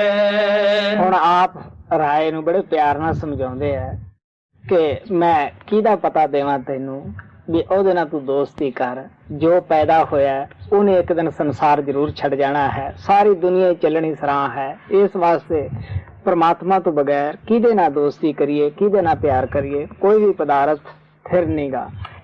ਕੂੜ ਮਿੱਠਾ ਕੂੜ ਮਾਖਿਓ, ਕੂੜ ਡੋਬੇ ਪੂਰ। ਹੁਣ ਆਪ ਕਹਿੰਦੇ ਆ, ਬੇਸ਼ੱਕ ਕੂੜ ਜਿਹੜਾ ਹੈ ਬੁਰਾ ਹੈ, ਫਿਰ ਵੀ ਜੀਵਾਂ ਨੂੰ ਕਿਵੇਂ ਚਿੰਬੜਿਆ ਹੋਇਆ ਹੈ। ਮਿੱਠਾ ਮਿਸ਼ਰੀ ਵਰਗਾ ਲੱਗਦਾ ਹੈ, ਸ਼ਹਿਦ ਵਰਗਾ ਮਿੱਠਾ ਲੱਗਦਾ ਹੈ, ਲੇਕਿਨ ਆਪ ਕਹਿਣ ਲੱਗੇ ਕਿ ਇਸ ਕੂੜ ਦਾ ਸਾਥ ਲੈ ਕੇ ਪੂਰਾਂ ਦੇ ਪੂਰੀ ਦੁਨੀਆ ਦੇ ਇਸ ਸੰਸਾਰ ਵਿੱਚ ਡੁੱਬ ਗਏ ਹੈ। ਇੱਕ ਪੰਡਤ ਰਾਜ ਦਰਬਾਰ ਵਿੱਚ ਕਥਾ ਕਰਦਾ ਹੁੰਦਾ ਸੀਗਾ। ਉਹ ਰਾਜੇ ਦਾ ਪੰਡਤ ਸੀ, ਦਰਬਾਰੀ ਪੰਡਤ ਸੀ। ਇੱਕ ਦਿਨ ਉਹ ਕਥਾ ਕਰਕੇ ਹਟਿਆ, ਰਾਜ ਕੰਨਿਆ ਉੱਥੇ ਬੈਠੀ ਸੀ। ਸਾਨੂੰ ਪਤਾ ਹੀ ਹੈ ਕਿ ਬਾਚਕ ਗਿਆਨੀਆਂ ਦਾ ਕੀ ਹਾਲ ਹੁੰਦਾ ਹੈ। ਉਸ ਉੱਪਰ ਨਿਗਾਹ ਜਾਪੀ, ਦਿਲ 'ਚ ਖਿਆਲ ਆਇਆ ਕਿ ਇਸ ਨੂੰ ਕਿਵੇਂ ਹਾਸਲ ਕਰਾਂ। ਤੁਹਾਨੂੰ ਪਤਾ ਹੀ ਹੈ, ਜਦ ਕਾਮ ਦਾ ਦੇਗ ਆਉਂਦਾ ਹੈ ਇਹ ਸਾਰੀਆਂ ਅਕਲਾਂ ਨੂੰ ਗੁੰਮ ਕਰ ਦਿੰਦਾ ਹੈ। ਆਖਰ ਸੋਚਾਂ ਸੋਚਦਾ घरे गया। अगले दिन फिर कथा करन आया। उदास सी, परेशान सी। राजे ने पूछा, पंडित जी तुहानू की उदासी है? पहला तो चुप रहा, फिर उसने पूछा, वो कहंदा जी की तुहानू दसा, मुंह छोटा है, बात बड़ी है।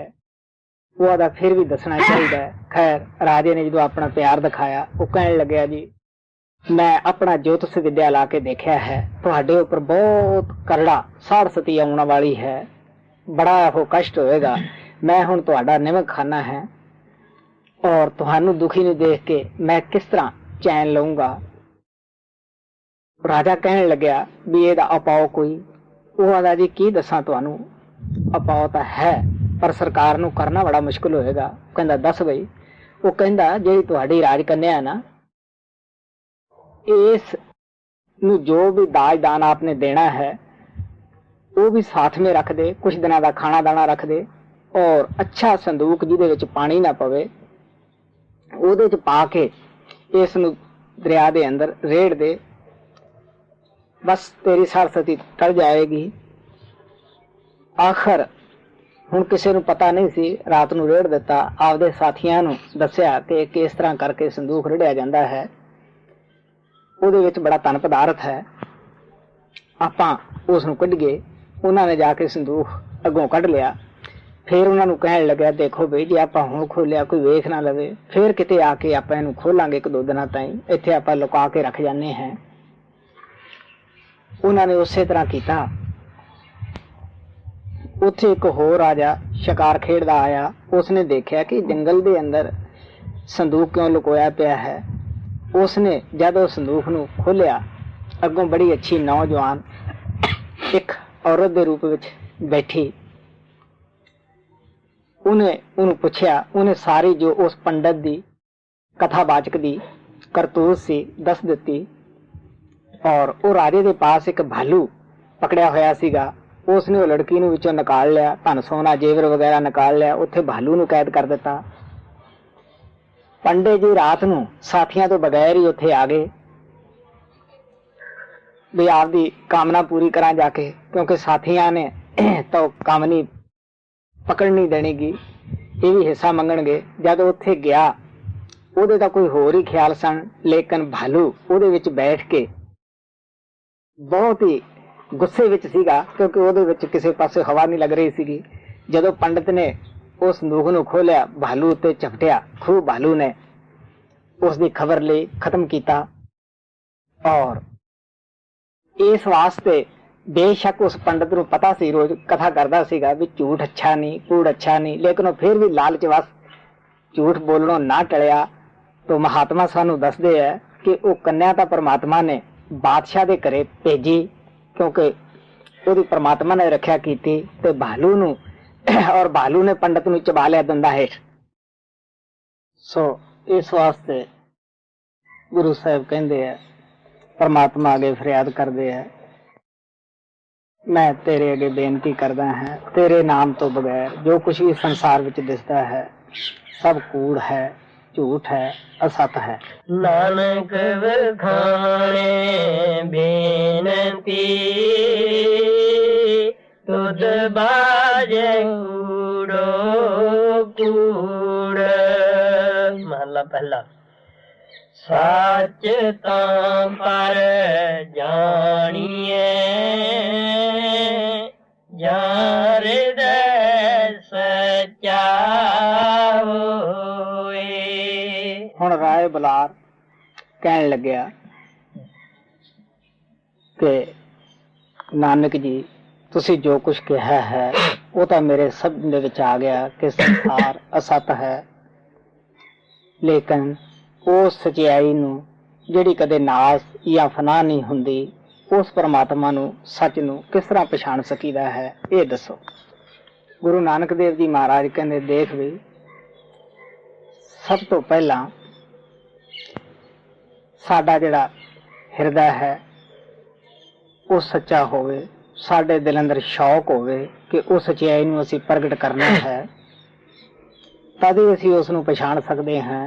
क्योंकि परमात्मा ਨੂੰ ਕੋਈ ਧੋਖਾ ਨਹੀਂ ਦੇ ਸਕਦਾ, ਉਹ ਸਾਡੇ ਅੰਦਰ ਬੈਠਾ ਹੈ। ਅਸੀਂ ਆਪਣੇ ਆਪ ਨੂੰ ਤਾਂ ਧੋਖਾ ਦੇ ਸਕਦੇ ਹਾਂ, ਦੁਨੀਆ ਨੂੰ ਵੀ ਦੇ ਸਕਦੇ ਹਾਂ, ਲੇਕਿਨ ਉਹ ਸਾਡੇ ਅੰਦਰ ਬੈਠਾ ਖੁਦ ਹੀ ਦੇਖ ਰਿਹਾ ਹੈ। ਉਹਨੂੰ ਕਿਸੇ ਅਗਵਾਹ ਦੀ ਸਹਿਜੀ ਦੀ ਜ਼ਰੂਰਤ ਨਹੀਂ ਗੀ। ਮਹਾਤਮਾ ਸਤਸੰਗੀ ਨੂੰ ਇੱਕ ਨਮੂਨੇ ਦਾ ਜੀਵਨ ਬਣ ਕੇ ਦਿਖਾਉਂਦੇ ਹੈ ਕਿ ਆਪਣੀ ਰੋਜੀ ਰੋਟੀ ਕਮਾਓ, ਹਰ ਪ੍ਰਕਾਰ ਦੇ ਨਸ਼ੇ ਛੱਡੋ ਔਰ ਵਿਸ਼ੇ ਵਿਕਾਰਾਂ ਤੋਂ ਉੱਪਰ ਉੱਠੋ।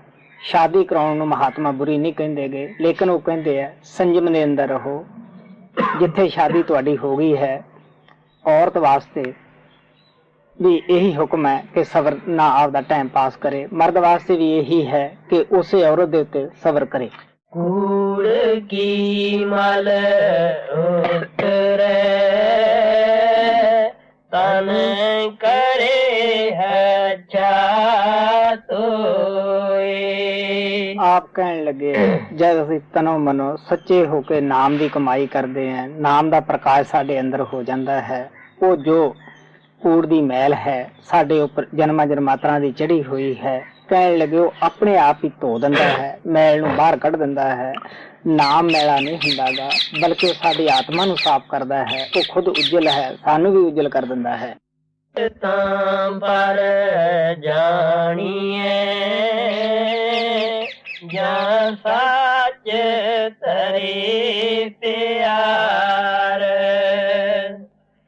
ਨਾਉ ਸੁਣ ਮਨ ਰਸੀਏ ਤਾਂ ਪਾਏ ਮੁਖ ਦੁਆਰ। ਹੁਣ ਆਪ ਕਹਿੰਦੇ ਆ ਕਿ ਕਿਸ ਤਰ੍ਹਾਂ ਅਸੀਂ ਉਸ ਸੱਚ ਪਰਮਾਤਮਾ ਨੂੰ ਪ੍ਰਗਟ ਕਰ ਸਕਦੇ ਹਾਂ।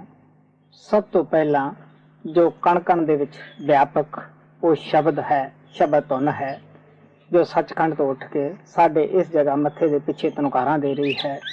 ਕਹਿਣ ਲੱਗੇ ਉਸ ਨੂੰ ਸੁਣੋ, ਉਹਦੇ ਵਿੱਚ ਆਪਣੇ ਆਪ ਨੂੰ ਜਜ਼ਬ ਕਰ ਦਿਓ ਔਰ ਉਹਨੂੰ ਬੋਝਾ ਨਾ ਸਮਝੋ, ਪਿਆਰ ਨਾਲ ਸੁਣੋ। ਜਿੰਨੇ ਸਾਡੇ ਖਿਆਲ ਪਵਿੱਤਰ ਹੋਣਗੇ ਉਨਾ ਹੀ ਸਾਡਾ ਮਨ ਪਵਿੱਤਰ ਹੋਏਗਾ। ਜਦੋਂ ਅਸੀਂ ਸਿਮਰਨ ਦੇ ਜਰੀਏ ਇਕਾਗਰ ਹੋ ਜਾਂਦੇ ਹਾਂ ਔਰ ਤੁਹਾਨੂੰ ਉੱਪਰੋਂ ਪਕੜਦੇ ਹਾਂ, ਸਾਡੇ ਅੰਦਰ ਉਹ ਤਾਕਤ ਪਰਮਾਤਮਾ ਸ਼ਬਦ ਪ੍ਰਗਟ ਹੋ ਜਾਂਦਾ ਹੈ। ਦਿਲ ਅੰਦਰ ਉਹਦੇ ਨਾਲ ਇਸ ਤਰ੍ਹਾਂ ਦਾ ਪਿਆਰ ਲੱਗ ਜਾਂਦਾ ਹੈ, ਫਿਰ ਅਸੀਂ ਉਹਨੂੰ ਤੋੜ ਨਹੀਂ ਸਕਦੇ, ਛੱਡੀਏ ਤੇ ਛੱਡ ਨਹੀਂ ਸਕਦੇਗੇ। ਸੱਚ ਤਾਂ ਪਰ ਜਾਣੀਏ ਜਾਂ ਜੁਗਤ ਜਾਣੇ ਜੀਓ। ਹੁਣ ਆਪ ਕਹਿੰਦੇ ਆ ਅਸੀਂ ਸੱਚ ਸ਼ਬਦ ਨਾਮ ਨੂੰ ਤਦ ਹੀ ਪਛਾਣ ਸਕਦੇ ਹਾਂ ਜੇ ਅਸੀਂ ਅੰਦਰ ਜਾਣ ਦੀ ਜੁਗਤੀ ਪ੍ਰਾਪਤ ਕੀਤੀ ਹੋਵੇ ਕਿ ਕਿਸ ਰਸਤੇ ਅੰਦਰ ਜਾਣਾ ਹੈ। ਸਭ ਤੋਂ ਪਹਿਲਾਂ ਉਸ ਵਾਕਬਕਾਰ ਨੂੰ ਮਿਲਣਾ ਹੈ ਕਿ ਜੋ ਅੰਦਰ ਜਾਂਦਾ ਹੈ ਉਹ ਸਾਨੂੰ ਵੀ ਲਿਜਾ ਸਕਦਾ ਹੈ। ਧਰਤ ਕਾਇਆ ਸਾਧਕੈ ਵਿੱਚ ਦੇ ਕਰਤਾ ਬੀਓ। ਅਸੀਂ ਆਪ ਦਾ ਸਰੀਰ ਪਵਿੱਤਰ ਕਰਦੇ ਹਾਂ, ਵਿਸ਼ੇ ਵਿਕਾਰਾਂ ਤੋਂ ਉੱਪਰ ਉੱਠਦੇ ਹਾਂ ਔਰ ਮਨ ਪਵਿੱਤਰ ਕਰਦੇ ਹਾਂ। ਦੁਨੀਆ ਦਾ ਸਿਮਰਨ ਛੱਡ ਕੇ, ਵਿਸ਼ੇ ਵਿਕਾਰਾਂ ਦਾ ਚਿਤਵਨ ਛੱਡ ਕੇ ਨਾਮ ਦਾ ਸਿਮਰਨ ਕਰਦੇ ਹਾਂ, ਮਨ ਪਵਿੱਤਰ ਹੋ ਜਾਂਦਾ ਹੈ। ਸੰਤ ਮਹਾਤਮਾ ਜਦ ਸਾਡੀ ਇਸ ਤਰ੍ਹਾਂ ਦੀ ਹਾਲਤ ਦੇਖਦੇ ਹੈ, ਉਹ ਇਸ ਅੱਛੀ ਧਰਤੀ ਦੇ ਅੰਦਰ ਨਾਮ ਦਾ ਬੀਜ ਪਾ ਦਿੰਦੇ ਹੈ ਔਰ ਜਦ ਜ਼ਮੀਨ ਤਿਆਰ ਹੈ, ਸਾਨੂੰ ਪਤਾ ਹੀ ਹੈ ਕਿ ਜੋ ਬੀਜ ਪਾਈਏ ਉਹ ਫੌਰਨ ਕਾਮਯਾਬ ਹੋ ਜਾਂਦਾ ਹੈ। ਇਸੇ ਤਰ੍ਹਾਂ ਮਹਾਰਾਜ ਕਿਰਪਾਲ ਕਹਿੰਦੇ ਹੁੰਦੇ ਸੀ ਕਿ ਪਵਿੱਤਰ ਆਤਮਾ ਦਾ, ਵਿਰਾਗੀ ਆਤਮਾ ਦਾ ਸੰਤਾਂ ਪਾਸ ਆਉਣਾ ਇਸ ਤਰ੍ਹਾਂ ਹੈ ਕਿ ਜਿਸ ਤਰ੍ਹਾਂ ਖੁਸ਼ਕ ਬਰੂਦ ਨੂੰ ਅੱਗ ਦੇ ਨੇੜੇ ਕਰ ਦਈਏ। ਹੁਣ ਆਪ ਕਹਿੰਦੇ ਆ ਕਿ ਉਸ ਪਰਮਾਤਮਾ ਨੂੰ ਅਸੀਂ ਤਦ ਹੀ ਪਛਾਣ ਸਕਦੇ ਹਾਂ, ਉਹ ਸੱਚ ਨੂੰ ਪਾ ਸਕਦੇ ਹਾਂ ਜਦੋਂ ਸਾਨੂੰ ਸੱਚੀ ਸਿੱਖਿਆ ਮਿਲ ਜਾਂਦੀ ਹੈ। ਬਾਹਰੋਂ ਖਿਆਲ ਨੂੰ ਹਟਾ ਕੇ ਅੰਦਰ ਸ਼ਬਦ ਦੇ ਨਾਲ ਜੁੜ ਜਾਂਦੇ ਹਾਂ। ਦਇਆ ਜਾਣੇ ਜੀ ਕੀ ਕਿਛ ਪੁੰਨ ਦਾਨ ਕਰੇ। ਸੰਤ ਮਹਾਤਮਾ ਕਿਸੇ ਸਮਾਜ ਦੀ ਨਿੰਦਿਆ ਨਹੀਂ ਸਿਖਾਉਂਦੇ ਗਏ ਔਰ ਆਲੋਚਨਾ ਨਹੀਂ ਸਿਖਾਉਂਦੇ ਗਏ, ਬਲਕਿ ਉਹ ਸੱਚਾਈ ਬਤਾਉਂਦੇ ਆ ਕਿ ਤੁਸੀਂ ਨਾਮ ਲਓ, ਮਿਹਨਤ ਕਰੋ, ਅੰਦਰ ਜਾ ਕੇ ਸੱਚਾਈ ਨੂੰ ਖੁਦ ਹੀ ਦੇਖ ਲਓ। ਅਸੀਂ ਨਾਮ ਦੀ ਕਮਾਈ ਕਰਦੇ ਹਾਂ, ਦਇਆ ਸਾਡੇ ਅੰਦਰ ਆਪਣੇ ਆਪ ਹੀ ਉਤਪੰਨ ਹੋ ਜਾਂਦੀ ਹੈ ਔਰ ਦਾਨ ਕਰਨ ਦੀ ਸਾਡੇ ਅੰਦਰ ਆਪਣੇ ਆਪ ਹੀ ਲਾਲਸਾ ਪੈਦਾ ਹੋ ਜਾਂਦੀ ਹੈ। ਇਹ ਵੀ ਸਮਝ ਆ ਜਾਂਦੀ ਹੈ ਕਿ ਸਾਡੇ ਦਾਨ ਦਾ ਕੌਣ ਹੱਕਦਾਰ ਹੈ, ਕਿੱਥੇ ਦੇਣਾ ਹੈ, ਔਰ ਅਸੀਂ ਉਸ ਦਾਨ ਦੀ ਸਹੀ ਵਰਤੋਂ ਕਰ ਸਕਦੇ ਹਾਂ। ਮਹਾਤਮਾ ਸਾਡੇ ਨਾਲ ਦਾਨ ਦੇ ਭੁੱਖੇ ਹੈ, ਨਾ ਉਹ ਸਾਥੋਂ ਮਾਨ ਪ੍ਰਾਪਤੀ ਕਰਨਾ ਚਾਹੁੰਦੇ ਹੈ। ਮਹਾਤਮਾ ਆਪਣਾ ਖੁਦ ਕਮਾ ਕੇ ਖਾਂਦੇ ਹੈ, ਲੇਕਿਨ ਆਪਦੇ ਸੇਵਕਾਂ ਨੂੰ ਇਹ ਕਹਿੰਦੇ ਹੈ ਕਿ ਪ੍ਰਮਾਤਮਾ ਅਗਰ ਤੁਹਾਡੇ ਤੇ ਮਿਹਰ ਕਰਦਾ ਹੈ, ਕੋਈ ਥੋੜਾ ਬਹੁਤਾ ਧਨ ਦਿੰਦਾ ਹੈ, ਤੁਸੀਂ ਐਸੇ ਆਦਮੀ ਦੀ ਮਦਦ ਕਰ ਸਕਦੇ ਹੋ ਕਿ ਜਿਸ ਨੂੰ ਤੁਹਾਡੀ ਮਦਦ ਦੀ ਜ਼ਰੂਰਤ ਹੈ। ਅਰੇ ਅਸੀਂ ਸਮਝਦੇ ਨਹੀਂ ਆਮ ਤੌਰ ਦੇ ਉੱਤੇ ਕਿ ਦਇਆ ਕਿਸ ਚੀਜ਼ ਨੂੰ ਕਹਿੰਦੇ ਹੈ। ਆਪ ਈਰਸ਼ਾ ਨਾਲ ਜਾ ਰਹੇ ਹੁੰਦੇ ਹੈ ਔਰ ਆਪਦਾ ਘਰ ਲੁੱਟਿਆ ਜਾ ਰਿਹਾ ਹੁੰਦਾ ਹੈ, ਦੂਜੇ ਦੇ ਉੱਤੇ ਦਇਆ ਕਰਨ ਪਰਉਪਕਾਰ ਵਾਸਤੇ ਅਸੀਂ ਸੋਚ ਰਹੇ ਹੁੰਦੇ ਹਾਂ। ਗੁਰੂ ਸਾਹਿਬ ਕਹਿੰਦੇ ਹੈ ਪਹਿਲਾਂ ਆਪਣੇ ਤੇ ਦਇਆ ਕਰੋ, ਆਪਦੀ ਆਤਮਾ ਨੂੰ 5 ਡਾਕੂਆਂ ਤੋਂ ਬਚਾਓ, ਫਿਰ ਦੂਸਰੇ ਵਾਸਤੇ ਸੋਚੋ। ਪਹਿਲਾਂ ਆਪਣੀ ਅੱਗ ਬੁਝਾਓ, ਫਿਰ ਦੂਸਰੇ ਦੇ ਘਰ ਅੱਗ ਨੂੰ ਬੁਝਾਉਣ ਵਾਸਤੇ ਜਾਓ। श्री ਸਾਹਿਬ ਕਹਿੰਦੇ ਹੈ दया धर्म का मूल है, नरक मूल अभिमान, तुलसी दया ना छोड़िए जब लग घट में प्राण। साच तां पर जानिए जा आत्म तीर्थ करे निवास। आप कहने लगे असी ਉਹ ਸੱਚ ਜੋ ਸਦਾ ਹੀ ਕਾਇਮ ਹੈ ਪਰਮਾਤਮਾ ਨੂੰ ਅਸੀਂ ਤਦ ਹੀ ਪਛਾਣ ਸਕਦੇ ਹਾਂ ਜੇ ਆਪਣੀ ਆਤਮਾ ਤੋਂ ਅਸਥੂਲ ਸੂਖਸ਼ਮ ਕਾਰਨ ਤਿੰਨੇ ਪਰਦੇ ਲਾ ਕੇ ਔਰ 10ਵੇਂ ਦੁਆਰ ਵਿੱਚ ਪਹੁੰਚ ਜਾਈਏ, ਜਿਸ ਨੂੰ ਕਿ ਮਹਾਤਮਾ ਕਬੀਰ ਸਾਹਿਬ ਪ੍ਰਾਗਰਾਜ ਕਹਿੰਦੇ ਹੈ। ਗੁਰੂ ਅਮਰਦੇਵ ਜੀ ਮਹਾਰਾਜ ਉਸ ਨੂੰ ਸੱਚਾ ਅੰਮ੍ਰਿਤਸਰ ਕਾਇਆ ਮਾਹੇ ਕਰਕੇ ਬਿਆਨ ਕਰਦੇ ਹੈ। ਜਦ ਆਤਮਾ ਉੱਥੇ ਜਾ ਕੇ ਇਸ਼ਨਾਨ ਕਰਦੀ ਹੈ, ਜਨਮਾਂ ਜਨਮਾਤਰਾਂ ਦੇ ਇਸ ਦੇ ਜਿਹੜੇ ਕਰਮ ਹਨ ਉਹ ਸਭ ਕੱਟੇ ਜਾਂਦੇ ਹੈ ਔਰ ਇਹ ਸਾਫ਼ ਉਜਲ ਹੋ ਜਾਂਦੀ ਹੈ। ਸਤਿਗੁਰੂ ਨੂੰ ਪੁੱਛ ਕੇ ਬੈਰ ਕਰੇ ਨਿਵਾਸ। ਆਪ ਕਹਿਣ ਲੱਗੇ ਉੱਥੇ ਅਸੀਂ ਸੰਤਾਂ ਮਹਾਤਮਾ ਦੀ ਮਦਦ ਨਾਲ ਹੀ ਪਹੁੰਚ ਸਕਦੇ ਹਾਂ। ਕਹਿਣ ਲੱਗੇ ਸਭ ਤੋਂ ਪਹਿਲਾਂ ਐਸੇ ਮਹਾਤਮਾ ਕੋਲੇ ਜਾਓ ਜਿਸ ਨੇ ਜ਼ਿੰਦਗੀ ਦੇ ਅੰਦਰ ਇਸ ਜਗ੍ਹਾ ਤੇ ਨਿਵਾਸ ਕੀਤਾ ਹੋਵੇ ਔਰ ਅਸੀਂ ਵੀ ਉੱਥੇ ਨਿਵਾਸ ਕਰ ਸਕਦੇ ਹਾਂ। ਫਿਰ ਸਾਡੀ ਆਤਮਾ ਸੰਸਾਰ ਕਨੀਓ ਸੌਣਾ ਸ਼ੁਰੂ ਕਰਦੀ ਹੈ, ਪਰਮਾਤਮਾ ਦੀ ਤਰਫੋਂ ਜਾਗਣਾ ਸ਼ੁਰੂ ਕਰਦੀ ਹੈ। ਨਾਨਕ ਵਖਾਣੇ ਬੇਨਤੀ ਸਾਚ ਸਭਨਾ ਹੋਏ ਦਾਰੂ ਪਾਪ ਕੱਢੇ ਤੋਏ। ਗੁਰੂ ਸਾਹਿਬ ਕਹਿੰਦੇ ਹੈ ਦੁੱਖਾਂ ਦੀ ਦਵਾਈ ਨਾਮ ਹੈ। ਪਾਪਾਂ ਨੂੰ ਜਿਵੇਂ ਆਪਾਂ ਸਾਬਣ ਦੇ ਨਾਲ ਸਰਫ ਦੇ ਨਾਲ ਕੱਪੜੇ ਨੂੰ ਸਾਫ਼ ਕਰਦੇ ਹਾਂ, ਇਸ ਤਰ੍ਹਾਂ ਆਤਮਾ ਦੇ ਉੱਤੋਂ ਪਾਪਾਂ ਨੂੰ ਧੋ ਕੇ ਅਲੱਗ ਕਰ ਦਿੰਦਾ ਹੈ। ਆਤਮਾ ਸਾਫ਼ ਪਿਓਰ ਹੋ ਜਾਂਦੀ ਹੈ। ਗੁਰੂ ਸਾਹਿਬ ਕਹਿੰਦੇ ਹੈ ਨਾ ਸੰਸਾਰ ਰੋਗੀ ਨਾਮ ਦਾਰੂ ਮੈਲ ਲੱਗੇ ਸੱਚ ਬਿਨਾ। ਨਾਨਕ ਖਾਣੇ ਬੇਨਤੀ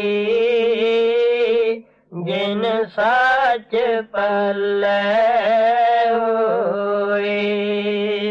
ਔੜੀ ਦਾਨ ਮਹਿੰਦਾ ਤਲੀ ਖਾਕ ਜੇ ਮਿਲੇ ਤਾਂ ਮਸਤਕ ਲਾਈਏ। ਹੁਣ ਆਪ ਰਾਏ ਬਲਾਰ ਨੂੰ ਦੱਸਦੇ ਹੈ ਕਿ ਮੈਂ ਕੀ ਪਰਮਾਤਮਾ ਤੋਂ ਮੰਗਦਾ ਹੈ, ਸਾਨੂੰ ਕੀ ਮੰਗਣਾ ਚਾਹੀਦਾ ਹੈ।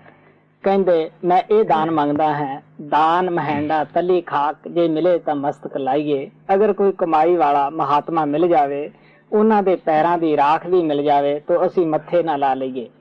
ਕੁਗੀਆਂ ਗੁਟਾਰਾਂ ਨੂੰ ਪਤਾ ਨਹੀਂ ਕਿ ਕੁੰਜਾਂ ਦੀ ਉਡਾਰੀ ਕਿੱਥੋਂ ਤੱਕ ਹੈ, ਕੁੰਜਾਂ ਹੀ ਉਹਨਾਂ ਦੀ ਸਾਰ ਜਾਣਦੀਆਂ ਹਨ। ਮਹਾਤਮਾ ਦੀ ਕਦਰ ਮਹਾਤਮਾ ਨਹੀਂ ਹੁੰਦੀ ਹੈ। ਸਾਨੂੰ ਦੁਨੀਆਦਾਰਾਂ ਨੂੰ ਜੋ ਵਿਸ਼ੇ ਵਿਕਾਰਾਂ ਦੇ ਵਿੱਚ ਬੈਠੇ ਹੈ ਕੀ ਪਤਾ ਹੈ ਕਿ ਮਹਾਤਮਾ ਕੀ ਹੈ। ਕੂੜਾ ਲਾਲਚ ਛੱਡੀਏ ਹੋਏ ਇੱਕ ਮਨ ਅਲਖ ਤੇ ਆਈਏ। ਹੁਣ ਰਾਏ ਬੁਲਾਰ ਨੂੰ ਕਹਿੰਦੇ ਆ ਦੇਖ ਵੀ ਪਿਆਰਿਆ, ਕੂੜਾ ਲਾਲਚ ਛੱਡ ਦਈਏ, ਮਨ ਨਾਲ ਪਿਆਰ ਨਾਲ ਸਿਮਰਨ ਕਰੀਏ। ਉਹ ਜਿਹੜਾ ਪਰਮਾਤਮਾ ਲਖਿਆ ਨਹੀਂ ਜਾ ਸਕਦਾ ਅਲੱਖ ਹੈ, ਉਸ ਦੀ ਭਗਤੀ ਕਰੀਏ ਔਰ ਉਸ ਨਾਲ ਪਿਆਰ ਕਰੀਏ, ਉਸ ਨੂੰ ਪ੍ਰਾਪਤ ਕਰੀਏ। फल तेरे हो पाइए, जीवे ही कार कमाइए। ਆਪ ਕਹਿੰਦੇ ਇਹੀ ਫਲ ਮਿਲਦਾ ਹੈ ਕਿ ਪ੍ਰਮਾਤਮਾ ਸਾਡੇ ਅੰਦਰ ਪ੍ਰਗਟ ਹੋ ਜਾਂਦਾ ਹੈ, ਉਹ ਸਾਨੂੰ ਆਪਣੇ ਘਰ ਵਿੱਚ ਰਹਿਣ ਦੀ ਜਗ੍ਹਾ ਦਿੰਦਾ ਹੈ। ਅਗਰ ਅਸੀਂ ਵੀ ਭਗਤੀ ਦੀ ਕਾਰ ਕਰੀਏ ਔਰ ਉਸ ਪ੍ਰਮਾਤਮਾ ਦੀ ਭਗਤੀ ਕਰੀਏ।